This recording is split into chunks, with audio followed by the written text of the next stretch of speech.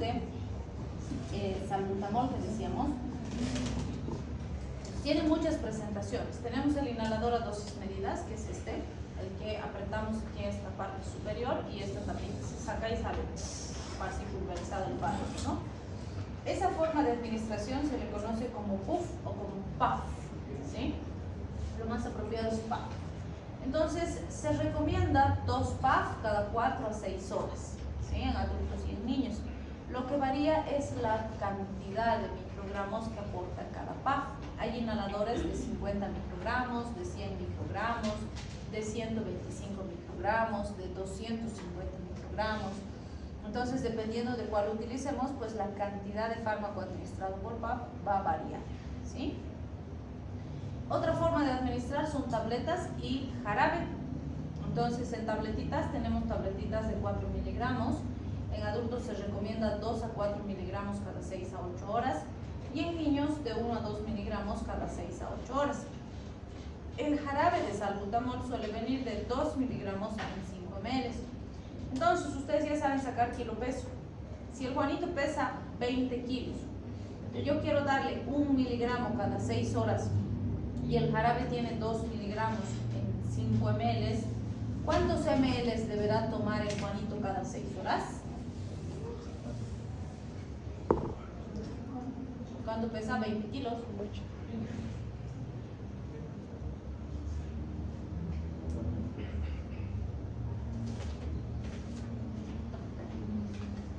¿Qué dice? ¿Cuánto había sido?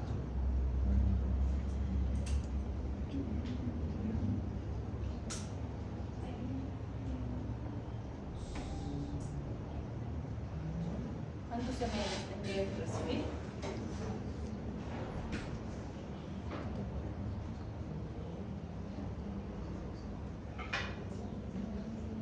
¿Qué estarán calculando? No dice dosis kilo peso, no dice por kilo, ¿no?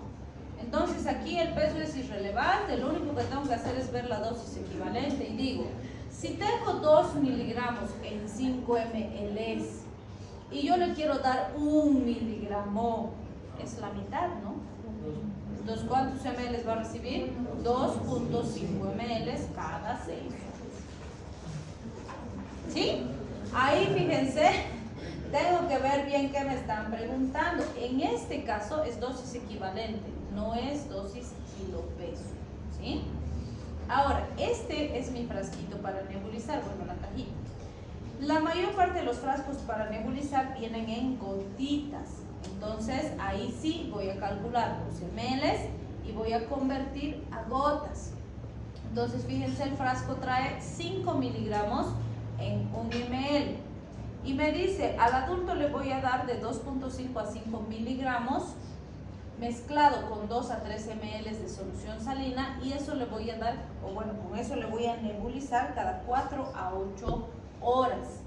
Y al niño 0.15 miligramos por kilogramo dosis, y también voy a mezclar eso con 2 a 3 ml de solución salina y lo voy a nebulizar 4 o cada 4 a 8 horas. ¿Qué dice?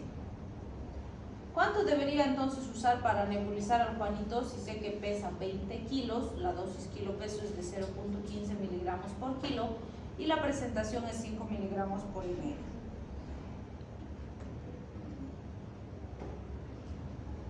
¿Con cuánto lo nebulizo? ¿Cuántos ml y cuántas gotas?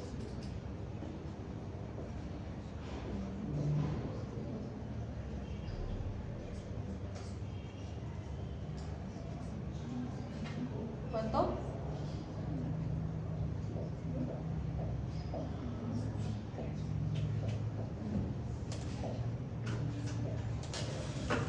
Usan la fórmula estándar que sabíamos, ¿no? El peso del Juanito, que sería 20 por la dosis kilo peso, que es 0.15, por los ml de la solución, que es 1, todo dividido entre los miligramos de la solución, que es 5. Como es dosis, entonces no divido el resultado final. ¿Cuánto me sale esto? 0.6 ml. ¿Sí? Por 20, para convertir a gotitas, me salen 12 gotas. Entonces voy a nebulizar al Juanito con 12 gotas. ¿sí? ¿A qué se refiere con esto de 2 a 3 ml? Los nebulizadores tienen así un compartimiento donde se le llena solución fisiológica, que normalmente tiene una marquita que dice hasta aquí llenar el agua, ¿sí? Tiene una tapita ese frasco y esa tapita está conectada a un tubo y ese tubo está conectado a una mascarilla que va al rostro del pacientito, ¿sí? Esto que hemos calculado, estas 12 gotas, no se mezcla aquí, no, aquí va a ir solución fisiológica, ¿sí? Casi todos los nebulizadores tienen otro compartimiento, que son así unos compartimientos chiquititos. Aquí voy a poner esas 12 gotitas que he calculado y ahí voy a poner 12 ml de solución para mezclar, ¿sí? Esto normalmente se ensambla aquí. Hay otros nebulizadores que tienen algún compartimiento extra aquí, pero siempre es un compartimiento separado de esto. Porque si yo aquí pongo las 12 gotitas, no le estoy dando nada al paciente, se ha diluido todo el fármaco, ¿sí? ¿Qué va a pasar? Cuando enchufe el nebulizador va a empezar a vaporizar esto y va a pasar por aquí y va a ir transportando el fármaco para que vaya ingresando por vía inhalatoria al paciente. Así se usan los nebulizadores. Eso es lo que ustedes tienen que saber para poder poner aquí la preparación, ¿sí? Y el cálculo simplemente hemos aplicado lo que ya sabemos, nada más. ¿Está claro? Muy bien. También tenemos fenoldopam. El fenoldopam actúa en los receptores DOPA1, va a actuar activando la adenosiclasa. Lo que hace fenoldopam en DOPA1 es relajar músculo liso vascular, entonces se usa en pacientes con hipertensión, pero pacientes con una hipertensión descontrolada, grave, que necesita hospitalización, porque este fármaco requiere titulación hospitalaria, es decir, vamos a ir cuantificando las concentraciones del fármaco en plasma para evitar toxicidad, ¿sí? Otro fármaco es la bromocriptina, que es agonista DOPA2, es decir, va a estimular los receptores DOPA2. Si me pongo a pensar qué hacen estos receptores, su principal participación es en la función dopaminérgica en el sistema nervioso central. Una de las enfermedades en las que la dopamina es uno de los elementos deficientes y causantes de la enfermedad es el Parkinson. Entonces, puedo usar bromocriptina como agonista de dopamina. Sin embargo, por los efectos adversos no se usa con tanta frecuencia y en los pacientes con Parkinson en general se prefiere iniciar con L-Dopa, que va a sustituir a la dopamina faltante porque se va a convertir en dopamina en el organismo del paciente. También se usa bromocriptina en pacientes con hiperprolactinemia, ¿sí? ¿Por qué? Porque la producción de prolactina está ligada a la activación, o si quieren, a la activación a nivel de estos receptores dopaminérgicos de tipo 2. Entonces, cuando estos están, si quieren, activos como los agonistas, no se produce prolactina. Entonces, cuando la paciente tiene exceso de producción de prolactina, estimulamos estos receptores para bloquear la producción de prolactina. Normalmente, por ejemplo, ¿en qué pacientes quisiéramos evitar que produzca prolactina? Porque las que habitualmente están produciendo y liberando prolactina son las mamás que están dando de lactar, ¿cierto? Pero sí se puede dar el caso en una pacientita que ni siquiera es mamá, no tiene hijitos y está produciendo leche y se le ingurgitan las mamas y está ahí chorreando la leche y qué sé yo. Entonces, en esos casos, obviamente hay un desequilibrio hormonal que se debe corregir. Esto nos va a ayudar a corregir la hiperprolactinemia, pero hay que investigar la causa, qué ha hecho que se produzca ese desequilibrio. O podría ser, por ejemplo, un paciente masculino que está con hiperprolactinemia y está empezando a tener ginecomastia, ¿sí? O podría ser, sí, una mamá que ha tenido un bebecito, pero se ha producido un mortinato, es decir, que el bebecito ha nacido muerto. Entonces, no necesita producir leche esa mamá, así que podemos suprimir. O, por ejemplo, es una mamá VIH positiva. Esa leche es altamente contaminada, por lo tanto, no puede dar de lactar, ¿sí? Así que, pues, hay que suprimir la lactancia porque esa leche, por la contaminación, pues, no es útil para nada, ¿sí? Bien. Entonces, en esos casos, para que me pase, es que se usan estas dosis de 2.5 a 5 miligramos cada 12 horas por 14 días para suprimir esa acción. En cambio, para un paciente con Parkinson, el paciente con Parkinson, hace tratamiento toda su vida, entonces no se cura. Así que puede servir como coadyuvante, como terapia alternativa en general, porque el fármaco de primera elección en Parkinson es L-Dopa. Tenemos también dopamina sintética. Y fíjense, la dopamina actúa en varios subtipos de receptores, no solo en los receptores dopaminérgicos. Sus receptores con mayor actividad, ¿cuáles son? Puede actuar como agonista dopa y beta, es decir, también estimula de forma significativa receptores beta, y estos dos lo hace de forma directa. También puede estimular receptores alfa de forma indirecta, porque va a estimular más liberación de noradrenalina, y la noradrenalina va a producir un potente efecto en los receptores alfa. Entonces, cuando hablamos de dopamina, lo que se ha estimado es que se pueden producir efectos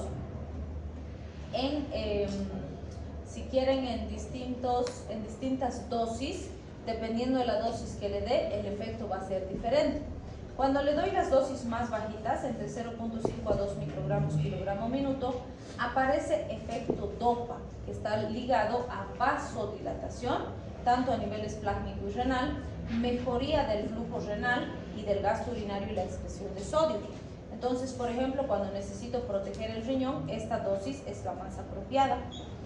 Si subo las dosis entre 2 a 5 microgramos kilogramo minuto, aparece efecto beta, vale decir, empieza a haber más efecto en el corazón que en el resto de los sitios. ¿Qué nos produce esto? Un aumento del gasto cardíaco con poco cambio de la frecuencia cardíaca, la presión arterial y la resistencia vascular periférica. Entonces, vamos a tener más acción sobre la bomba. Si le subo a 10 microgramos kilogramo minuto, empieza a predominar el efecto alfa, es decir, empieza a haber más efecto sobre la vasculatura.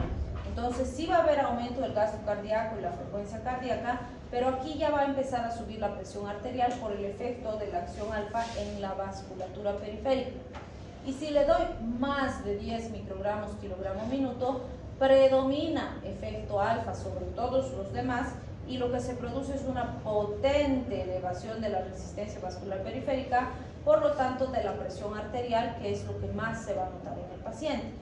Entonces, fíjense, dependiendo de mi objetivo terapéutico, yo puedo manipular esas dosis. Por ejemplo, si tuvieran un paciente con un shock cardiogénico, postinfarto de miocardio, ¿cuál es su objetivo? ¿Dónde quieren trabajar? En la bomba, ¿no es cierto? Porque si el paciente ha tenido un shock cardiogénico, lo que está fallando es la bomba, el corazón. Entonces, le estoy dando dosis beta, que me va a ayudar a que ese corazón trabaje mejor y se estabilice mejor, ¿sí? En un paciente con shock cardiogénico por falla cardíaca congestiva, por las mismas razones puede ser mejor la dosis beta, pero también una alternativa es la dobutamina, que se usa también bastante en hospital, pero podemos usar dopamina. En pacientes con shock séptico, ¿cuál es el problema en un paciente con shock séptico? ¿Cuál es el problema? ¿La bomba o la vasculatura? La ¿Vasculatura? Dilatación. De hecho, lo primero que colapsa son los vasos sanguíneos. Como la sepsis está ahí comprometiendo todo, los vasos no responden. Entonces, se relajan, ¿no? Y eso hace que la presión arterial baje de golpe. Para tratar de compensar eso, el corazón va a empezar a trabajar como loco para intentar subir la presión arterial, y tarde o temprano el corazón también va a colapsar. Entonces, en la sepsis, fíjense, si bien lo primordial son los vasos, la bomba también falla, también trabaja mal. Entonces, por eso me dicen, un shock séptico necesito efecto beta y alfa, porque si corrijo los vasos, pero no ayudo a que el corazón bombee mejor, igual va a fracasar. O si hago que el corazón bombee sin corregir los vasos, igual va a fracasar. Entonces tengo que actuar en los dos sitios. Y eso me va a ayudar a ganar tiempo, pero no me soluciona la sepsis. Por lo tanto, tengo que trabajar también controlando la sepsis, daré antibiótico-terapia y demás para estabilizar al paciente, ¿sí? Bien, y en un shock, en un paciente que necesito darle soporte circulatorio después de haber realizado un bypass coronario, también me interesa la dosis beta principalmente, ¿no? Por eso me dice de 5 microgramos kilogramo minuto. Y bueno, cuando hablamos de simpático-miméticos, no podemos dejar de mencionar a las anfetaminas, entre ellas el metilfenidato es uno de los más conocidos. Las anfetaminas, bueno, no es lo mismo anfetamina que metanfetamina, ¿sí? ¿Por qué? Porque una metanfetamina es una droga de abuso y la anfetamina es un fármaco, ¿sí? El metilfenidato es fármaco. Entonces, ¿qué hacen estos fármacos? Son fármacos de acción indirecta. Lo que hacen es bloquear la recaptación de las catecolaminas. ¿Qué consigo bloqueando la recaptación de las catecolaminas? Que se queden más tiempo estimulados sus receptores. Entonces, son fármacos de acción indirecta, ¿sí? ¿Qué van a conseguir? Disminuir el apetito, estimulan el sistema nervioso central, o sea, son potentes psicoestimulantes y suben la presión arterial. Con esto voy a ver sus aplicaciones. Uno de los casos más comunes, fíjense, la obesidad. ¿Por qué me va a servir en pacientes con obesidad? Porque al disminuir el apetito, el paciente va a estabilizarse. Híjole. El paciente lo que va a hacer es tener menos ansiedad por consumir alimentos, ¿sí? Obviamente eso tiene que ir acompañado de regímenes estrictos de alimentación, regímenes supervisados de actividad física, y no solo le dan anfetamina al paciente, sino también hipermetabolizantes para acelerar su metabolismo y ayudar a que vaya bajando de peso, ¿sí? Pero esto va a controlar el apetito para que el paciente no sienta ansiedad por querer seguir consumiendo alimentos. ¿Cuál es el riesgo? El paciente empieza a ver resultados y a veces tiende a quererse sobredosificar, porque dice, bueno, bajé, no sé, pues digamos que 3 kilos en este mes, entonces si me tomo más voy a bajar más kilos, y no es así. Entonces sí hay que tener cuidado porque más bien nos puede hacer crisis hipertensivas. Una aplicación muy importante de las anfetaminas es el déficit de atención por hiperactividad en la infancia, el famoso TDAH. ¿Por qué? Si el paciente tiene hiperactividad, ¿le daría un psicoestimulante?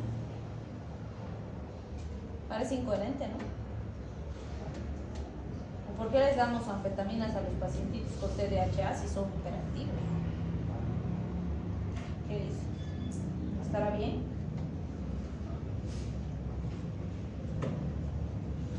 El paciente con TDAH, lo primero que tenemos que decir es que no tiene menos inteligencia que el resto de la población.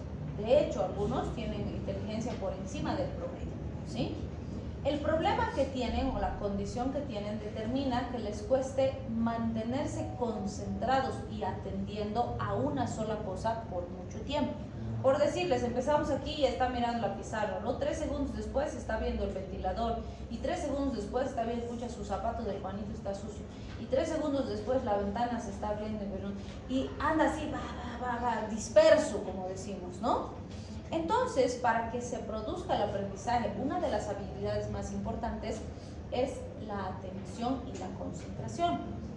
Entonces, si yo no atiendo suficiente tiempo para entender las características de esta botella, su tamaño, su color, su forma, cómo es su tapa, etcétera, no voy a aprender. Entonces, esos niños son muy inteligentes, pero como no se centran en esto, están viendo esto y luego van aquí, luego allá, no logran aprender. Entonces, ¿qué hacemos con esto? Esta psicoestimulación lo que va a hacer es potenciar su capacidad de atención. Entonces, logramos que se concentre tiempo suficiente en algo específico para que pueda aprender. Y ese es el gran beneficio de usar estos fármacos, ¿sí? ¿Qué vamos a conseguir entonces? Que sus pacientes tengan mejor atención y logren un aprendizaje. Por supuesto, no todo paciente TDAH necesita fármacos. Algunos solo necesitan estrategias especiales, algunas herramientas que les ayuden a concentrarse más y ya está. Otros sí necesitan medicación, entonces tiene que determinar el especialista si necesita. La narcolepsia y la apatía, estamos hablando de enfermedades, ¿no? En la narcolepsia, donde el paciente es incapaz de mantenerse despierto, está pues durmiéndose y no puede trabajar, no puede estudiar, no puede hacer nada, más o menos como ustedes en época de examenesia. Pero de ustedes no es patológico, pues, ¿no? Es nomás por cansancio, ¿no? Entonces, sí hay pacientes que físicamente, fisiológicamente no funcionan. Y si no los medicamos para que más o menos tengan una vida normal, se desconectan completamente del entorno. Lo mismo con la apatía, son pacientes que no tienen interés en vivir, en comer, en socializar, nada, se quieren morir literal. Entonces, ayudamos para que se conecten, tengan más ganitas de hacer las cosas y demás. Bien, en este grupo mencionamos siempre al modafinilo, es el famoso Resotil o Alertex que están tomando mucho para sus épocas de exámenes, ¿no? No es una anfetamina completamente, pero es una prima cercana de las anfetaminas. Sí puede producir dependencia. El riesgo es que puede desenmascarar trastornos psiquiátricos que no iban a debutar o que no se iban a manifestar, primero.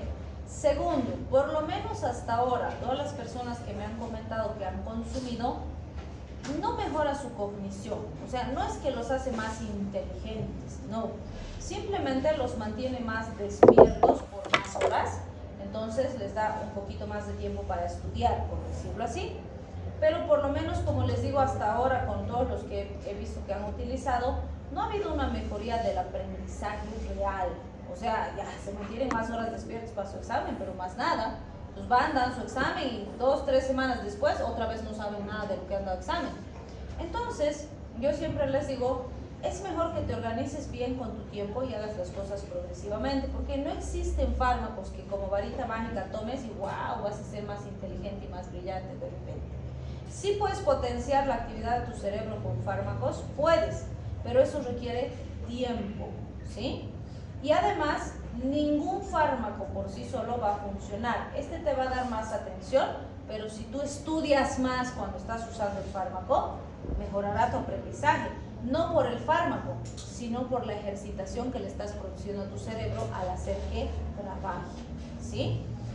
Si tomas multivitaminas, por ejemplo, que les dicen, no, toma tónico Inti, que toma Neurobimin y demás, claro que sí sirve, pero no sirve pues si empiezo a tomar hoy día y pienso que mañana me va a ir mejor en mi examen. Eso tengo que tomar un mes antes de que empiecen mis exámenes y meterle duro todos los días a estudiar. Ahí sí va a potenciar mi actividad metabólica y mi cerebro va a funcionar mejor, pero es pues con tiempo, ¿no? O sea, no es magia, es ciencia y eso requiere tiempo y dedicación, ¿sí? Entonces, muy importante, así que no es que no sirve el tónico íntimo, es que no usas bien. Bien, la cocaína no van a usar, no es fármaco, no vamos a prescribir, pero pertenece a este grupo, por eso es que la vemos aquí. También es un fármaco de acción indirecta, inhibe la recaptación de las catecolaminas y eso hace que el paciente esté pues psicoestimulado también.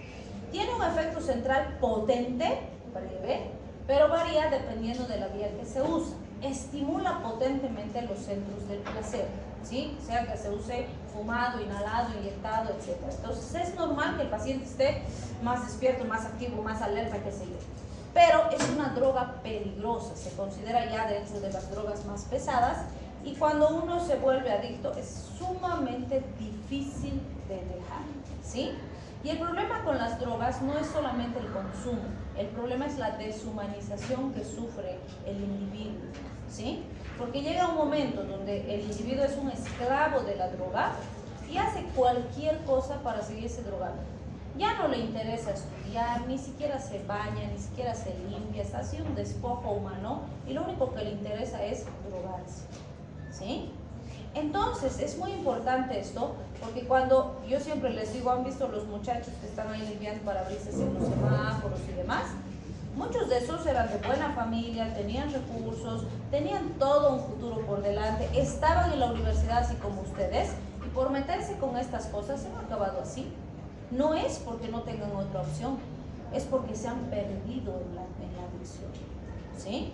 Entonces es bien complejo sacar a una persona ahí y a veces acaban en que se pelean algún rato con alguno de sus amigos, los apuñalan o se echan gasolina y se prenden fuego o hacen cualquier cosa para conseguir droga y en alguna de esas los matan o se mueren con una sobredosis, ¿sí?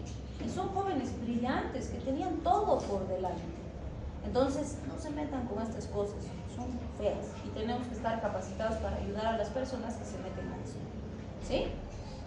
Y bueno, la tiramina también es indirecta, lo que hace es aumentar la liberación de catecolaminas Es inhibida por la MAO y normalmente se la ha encontrado en quesos fermentados. Se cree que está asociada a ese gusto que manifiestan las personas que consumen quesos fermentados y que les gusta degustar quesos y demás, ¿no? Pero hay gente que no le gusta el queso, entonces no en todos tiene el mismo efecto, ¿sí? Bien, no se olviden que si intentan y no llegan, van a aprender y van a crecer. Pero si intentas y llegas, éxito. Pero si no intentas, ya eres un fracasado. Lo peor que puedes hacer es no intentar. ¿Listo? Ok. Ahí mira, ahí queda.